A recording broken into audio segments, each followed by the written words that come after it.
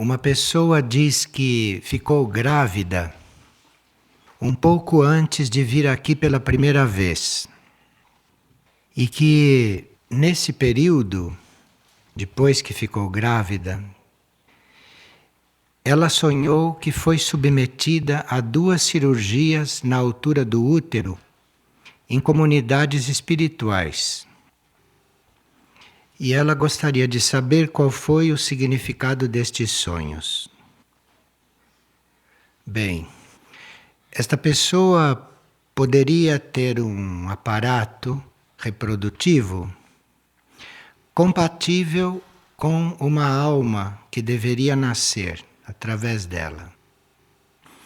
Mas depois, com seu contato com um grupo espiritual, quando ela se endereçou para começar a vir aqui, então a alma que ia nascer foi trocada por uma outra que iria usufruir mais da presença da mãe aqui. Claro que uma pessoa que começa a vir aqui, num momento importante da sua vida, passa por muitas transformações. Então a alma que ia nascer foi trocada, para que uma outra tivesse esta oportunidade que ia ser melhor aproveitada. Mas no trocar esta alma, tiveram que fazer arranjos, adaptações no aparelho reprodutivo dela, porque esta alma tinha outra vibração, tinha necessidade de outra situação. Então por isso que ela sonhou que foi submetida a 2 cirurgias em comunidades espirituais, isto no plano dos sonhos. Agora, como esta pessoa está sendo informada e orientada através dos próprios sonhos, seria bom se ela perguntasse internamente se ela deveria frequentar aqui regularmente durante esses 9 meses de gestação. Porque pode ser que seja bom para o seu processo a energia daqui. E aqui, enquanto passou uns dias, esta pessoa diz que teve muitos sonhos. Entre eles, havia um no qual ela tinha que expulsar um certo tipo de demônio. E então ela ouviu dentro dela uma voz que dizia: espere que a sua fé se aprofunde para fazer isto. E ela quer saber o que isto quer dizer. Bem, os nossos corpos ou o nosso ego podem trazer várias forças atraídas ou formadas em vidas passadas, ou mesmo nestas, que necessitam de uma certa mobilização no ser para serem expulsas. Porque às vezes são forças que foram abrigadas, foram acolhidas por muito tempo, durante muitas etapas, e se instalaram de tal maneira que a pessoa nem percebe bem o que está lá dentro, porque já ficou fazendo parte do ser externo da pessoa. Então, quando se vai mexer com este tipo de força que está muito bem instalado, que está já fazendo parte dos mecanismos da pessoa, é preciso que a fé tenha se fortalecido. Porque no se desalojar estas coisas muito antigas, podem acontecer certas crises. Certas crises porque os corpos da pessoa, as células da pessoa estão condicionadas àquela presença. Embora não seja uma presença evolutiva e não seja uma presença positiva. Mas os corpos estão condicionados àquilo. Então, na hora de se extirpar aquilo, é preciso que a fé esteja forte, que o indivíduo esteja muito bem de fé. Porque aí, o que possa acontecer como resistência nos corpos, ou o que possa acontecer como reação, ou que possa acontecer como falta de treinamento, de continuar sem aquelas forças. Isto tudo é corrigido, reposto e compensado pela fé. Porque a fé é uma coisa irracional e cega, como se sabe. Fé é fé. Então, sendo irracional, sendo cega, e a fé não tem um motivo específico, isto é a única energia que pode suprir tudo isto. A fé é válida em qualquer setor, para qualquer assunto, porque a fé não é uma coisa determinada. Não é fé em alguma coisa, é fé em si. É isto que precisa crescer no indivíduo. Porque aí o que surgir nessas circunstâncias, o que quer que seja necessário, o que quer que tenha que ser suprido, o que quer que tenha que ser tratado, é só a fé que pode canalizar para ali. Então você tem fé que você vai poder resolver isto. Você tem fé que você pode ser purificada. Então, na hora de desalojar isto, esta fé atrai aquilo que for necessário para regularizar esta situação dali por diante. Então, ela já está sendo avisada em sonhos que deve ser expulsa uma força, um tipo de demônio, como ela diz aqui. Ela está sendo avisada para que ela comece a trabalhar a fé, para que ela comece a se voltar para dentro do ser dela, para o ser interior, e que comece a pedir, a invocar esta fé, que é uma qualidade do ser interior, que é uma característica do ser interior. Então ela começa a invocar esta fé, e quando isso estiver mais maduro nela, quando ela estiver mais firme, quando ela estiver mais forte nas suas bases, então aí chegou a hora de expulsar isto. E se ela trabalhar a fé, na fé está incluído que isto será resolvido, que isto será expulso. A sua fé atrairá uma força maior, uma energia que virá em auxílio e proverá para que esta transformação, esta cura aconteça. E aqui uma pessoa está perguntando qual é a atitude correta diante da alma de um indivíduo que está desencarnando ou que está para desencarnar. E se um ser que está encarnado pode e deve auxiliar um outro que desencarnou no seu processo de desligamento dos corpos internos. E se a oração pode auxiliar nesses casos. Se o ser já desencarnou, se a alma já desencarnou, se a alma já se desprendeu e se está lá no outro lado, nós não temos mais nada a fazer.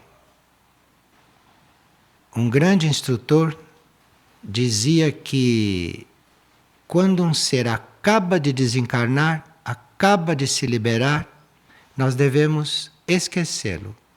Isto disse um grande instrutor. Isto porque qualquer ligação que você mantenha com um ser que acaba de se liberar, forma um fio telepático com ele. E ele não fica completamente solto e livre lá do outro lado, onde é um novo caminho dele, onde é um novo trajeto dele. Então, quando o indivíduo acaba de desencarnar, o melhor é esquecê-lo. Porque lá do outro lado existe quem o receba e existem muitos meios para ajudá-lo. E são meios e seres adequados para quem está desencarnado. E nós, como encarnados, não podemos conhecer esses meios totalmente, porque os corpos mental, emocional, etérico-físico que nós temos aqui servem de armadura e nós não podemos saber nem compreender certas coisas do mundo interno porque estes corpos estão encobrindo, estão formando em volta de nós uma espécie de couraça que não permite que a gente saiba certas coisas dos outros planos. Então, se um indivíduo acabou de se liberar, é esquecê-lo, para que não chegue nada de nós lá. Isto é em princípio. Agora, há certos casos em que alguém que, apesar de estar encarnado, é encarregado de continuar com algum contato com o ser que desencarnou. Mas isto é exceção à regra, e para isto ser válido precisa que isto esteja muito claro, que isso esteja muito consciente no indivíduo e que ele tenha confirmação de que isto é para ser feito. Isto pode acontecer, mas é uma exceção à regra, e isto, para ser cumprido, necessita de confirmação, necessita de muita consciência. Porque pode sim acontecer que uma certa ajuda que o indivíduo precise encontre componente em você. E o fato de você estar encarnado não impede que você ceda este componente. Não impede que esse trabalho se faça. Porque para a alma não há limite, não há esse limite de corpos nem de planos. Agora, ajudar o ser a desencarnar enquanto ele ainda não se desprendeu, a isso sim é um serviço que se pode prestar. Mas aqui também precisa um certo critério, precisa discernimento e precisa que fique bem claro que cabe a você dar aquela ajuda bem consciente. Isto não cabe a todos, porque há pessoas que naqueles momentos se emocionam, há pessoas que naquele momento se envolvem, se alteram, e todas essas pessoas não servem para ficar ali ajudando, porque vão sobrecarregar o indivíduo de várias tonalidades, vão emitir várias vibrações que podem não ajudar muito. Porque para um indivíduo poder se desprender, é muito necessário que aqueles que estão lidando com ele, que aqueles que estão trabalhando ali, que estão cuidando do caso, sejam muito neutros. Nem para reter o indivíduo aqui e nem mandar o indivíduo embora. Ali precisa uma situação de neutralidade e de muito equilíbrio para se dar uma ajuda correta. Em todas as fases do desligamento de um indivíduo pode levar anos para se desligar, sem dar nenhum sinal aqui fora de que está se desligando. Muitos de nós já estamos desencarnando há muito tempo. E é um processo de desligamento que já começou. E nós nem sabemos, nem percebemos, não há sintomas, não há sinais, não há doenças, mas isso pode estar se dando. E uma forma de você estar desapegado da vida física, uma forma de você estar desapegado de coisas, de pessoas, diante de uma pessoa que já começou o seu desligamento, isto ajuda muito. Quer dizer, você não sabe que ela está se desligando, e nem ela, porque não há sinais disso. Mas você sendo desapegado com ela, diante dela, ela reconhecendo em você um referencial de desapego, isto vai ajudá-la a se desprender. Percebe? Então nós podemos estar ajudando muita gente a desencarnar sem que ninguém saiba.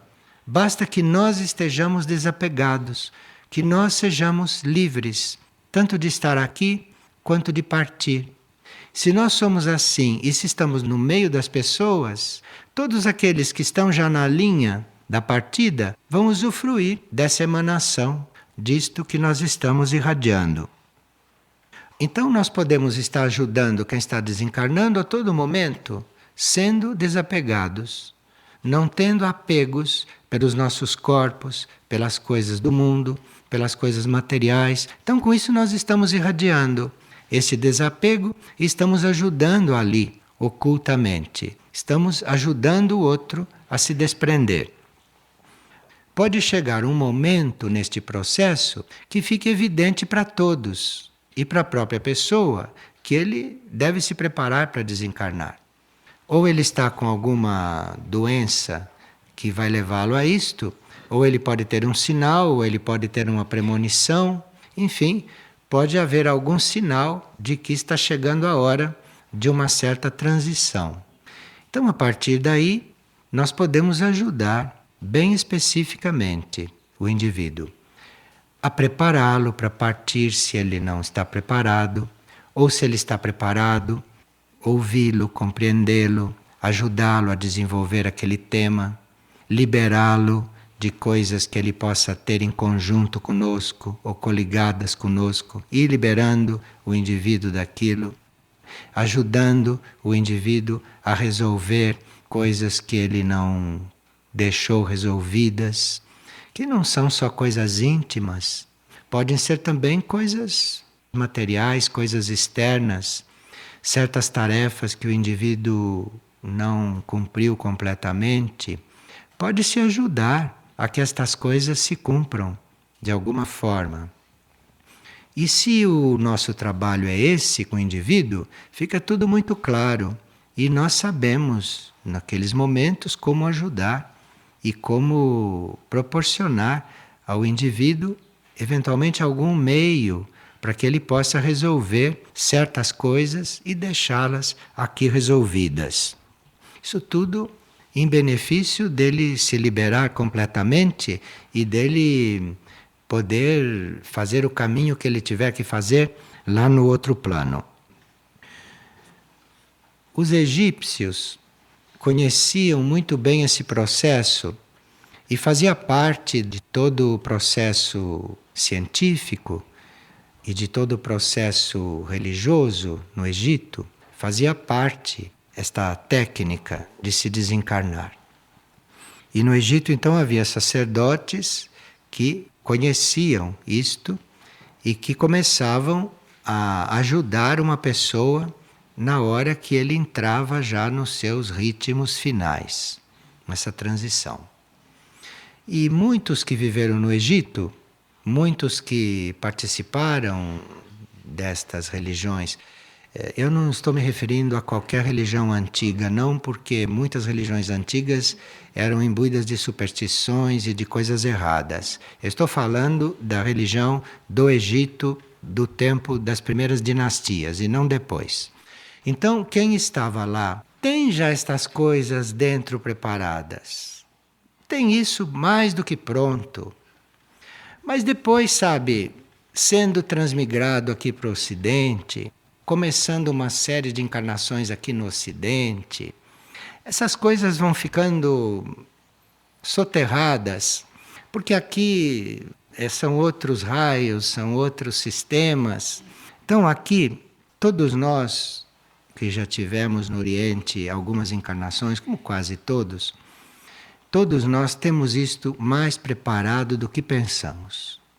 Então parece que a gente nunca tratou disto, que a gente não conhece isto, que a gente nunca cuidou disto, mas a gente ouve falar, de repente se coliga lá internamente e descobre que está com isso muito mais pronto do que pensava. Por causa deste passado, nessas culturas, nestas civilizações que eram mais adiantadas sob certos aspectos, que cuidavam mais desta parte interna da vida do que se cuida hoje em dia nesta sociedade normal, comum. Então, muitas coisas nós já podemos ter preparadas e prontas. Basta que a gente se volte para lá e a gente verá que vai emergindo uma paz, uma tranquilidade, um conhecimento, uma falta de preocupação. E pode também emergir intuições, podem também emergir sugestões do que fazer, do que mudar, do que transformar, para ir possibilitando que esta passagem se dê da forma mais harmoniosa e que a gente acabe cumprindo o que veio fazer aqui. Então é muito importante pensar nisto, ter isto presente. Se nós estamos bem tranquilos com este assunto, e se nós temos este assunto presente na nossa reflexão diária, ou presente na nossa vida de um modo geral, não? nós encontramos sempre um meio de ajudar alguém a fazer o próprio desligamento quando chega a hora dele. E às vezes é dizer uma palavra, às vezes é tratá-lo de alguma forma que o supra de alguma carência, e em seguida ele fica preparado para partir. Enfim, há muitas formas que nós podemos encontrar. Agora, aqui a terceira parte desta pergunta é sobre a oração. Se pela oração nós podemos auxiliar neste caso. Bem, foi falado no início que o melhor é a gente ser neutro. Ficar ali orando, isto é uma faca de dois gumes. Porque se esta oração não é livre, se esta oração não é ofertada a uma consciência única, que faça depois o que ela quiser com a energia gerada por esta oração, porque oração gera energia. Então, se você está ali orando para ajudar, tomar cuidado para oferecer esta oração à consciência única. Não ficar dirigindo a oração lá para o que está acontecendo, porque o que chega lá é a sua vibração e não se sabe se isto vai realmente ajudar. Então ali você vai orar para a consciência única. E a consciência única vai usar aquilo se tiver que usar. Houve casos em que os indivíduos tinham que desencarnar, estavam preparados para desencarnar e não podiam desencarnar por causa das orações das pessoas em benefício dele. Porque as pessoas sempre acham que estão beneficiando. E ali o indivíduo não podia desencarnar, porque aquilo era como se formasse em fios que o enrolasse todo, que o atasse todo ali aonde ele estava. Então, oração é faca de dois gumes neste caso. Depende da oração. Depende de quem ora e depende de que tipo de oração está fazendo. Quem não tem certeza, quem não está seguro, fique neutro, calmo, tranquilo, que naturalmente vai irradiar ali uma coisa que vai ser aproveitável. Agora, há um tipo de oração, um tipo de prática interna ali naqueles momentos que ajudam muito, que é você estar ali afirmando, confirmando internamente, não é, que aquilo que vai partir é um espírito imortal, que aqui não há morte, não há trauma, não há nada. Aquilo é um espírito imortal que vai prosseguir a sua vida livre. Você estando com isto bem incorporado, você estando bem nesta consciência, isto é um tipo de oração que ajuda muito. E que pode, às vezes, equilibrar certas circunstâncias que estejam se desenvolvendo ali em volta. Porque há muita falta de consciência nesses casos e há sempre o que equilibrar ali, diante de tudo que está se passando. Aqui uma pessoa percebeu, enquanto ele estava fazendo um banho de imersão, que aquilo, para ele, estava representando uma cerimônia. Ele percebeu ali uma cerimônia, percebeu um ritual ali. E ele está perguntando se isto era uma fantasia ou se isso poderia estar mesmo acontecendo. Independentemente do conteúdo medicinal que um banho possa ter, da sua função terapêutica ou da sua função relaxante, enfim, independentemente daquilo que é o motivo da prescrição do banho, se começa a acontecer uma outra coisa, então aquilo se torna realmente uma cerimônia. E isto que a pessoa percebeu. Porque dependendo de quem vai passar pelo banho e dependendo de quem está ministrando o banho, acontece a cerimônia. Quer dizer, dependendo das pessoas que estão ali presentes e participantes, o banho vai além da sua finalidade terapêutica. O banho se torna esta cerimônia. Essa cerimônia, quando acontece, é mais ou menos o seguinte: se quem vai fazer o banho e quem está ministrando o banho, estou empregando a palavra ministrando porque aquilo é um ritual, aquilo é trabalho de um sacerdote ali, quem vai aplicar um banho. Isto para haver cerimônia, além do banho. Então ali tem um sacerdote que está ministrando o banho. E tem aquele que vai tomar o banho, e ambos deveriam estar nesta intenção de se purificarem e de abrirem espaço em si para que haja uma profunda transformação.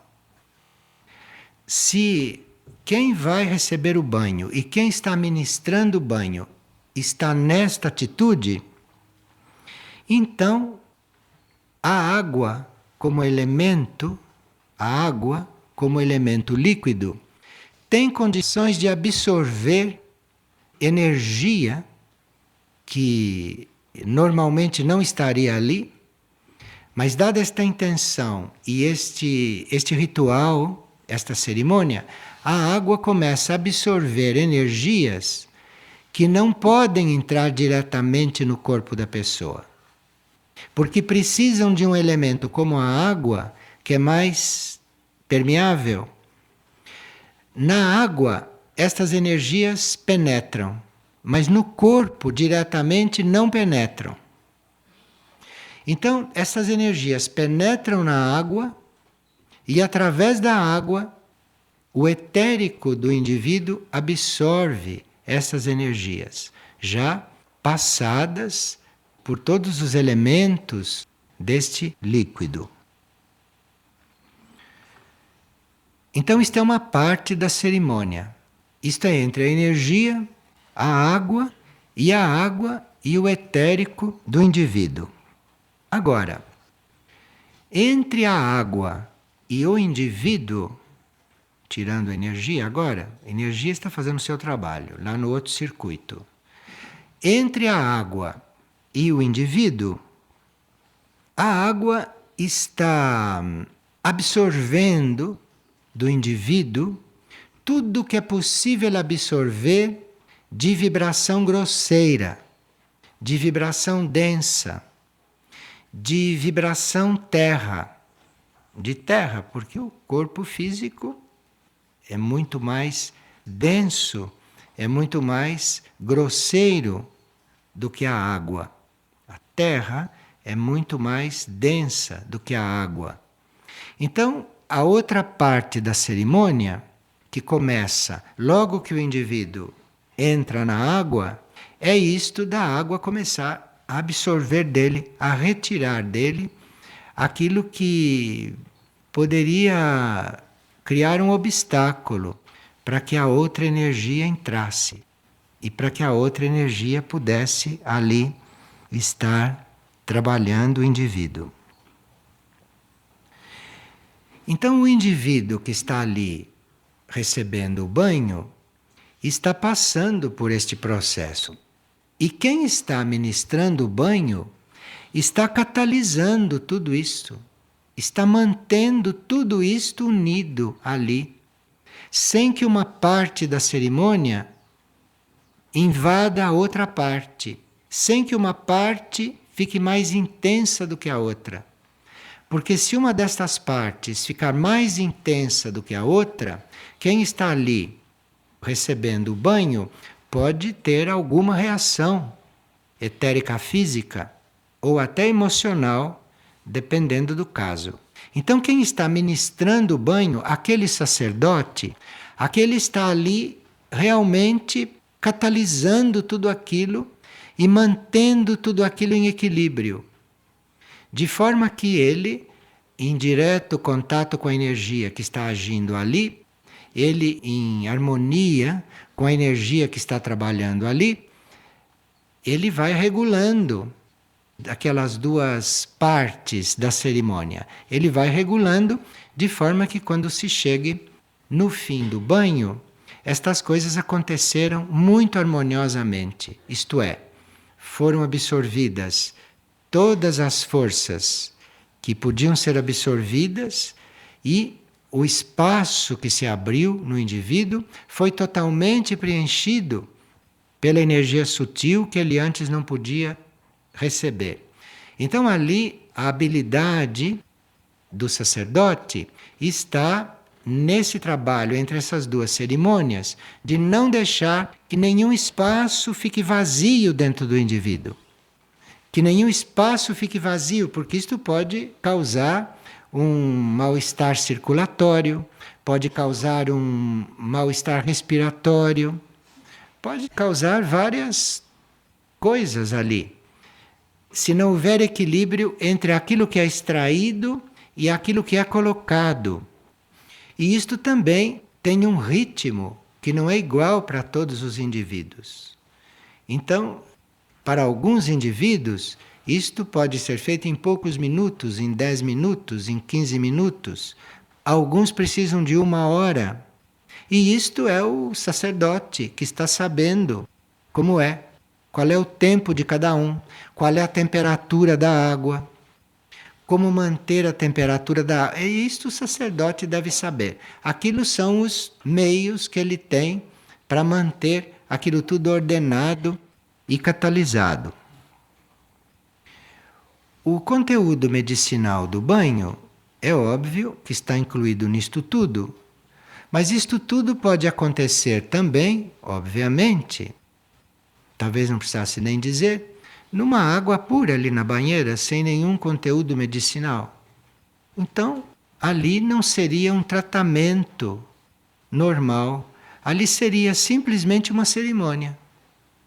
Então, se põe água na banheira sem nada e acontece o banho, então é uma simples cerimônia. Tem outra coisa. Agora, se tem um conteúdo terapêutico, isto não impede que a cerimônia aconteça.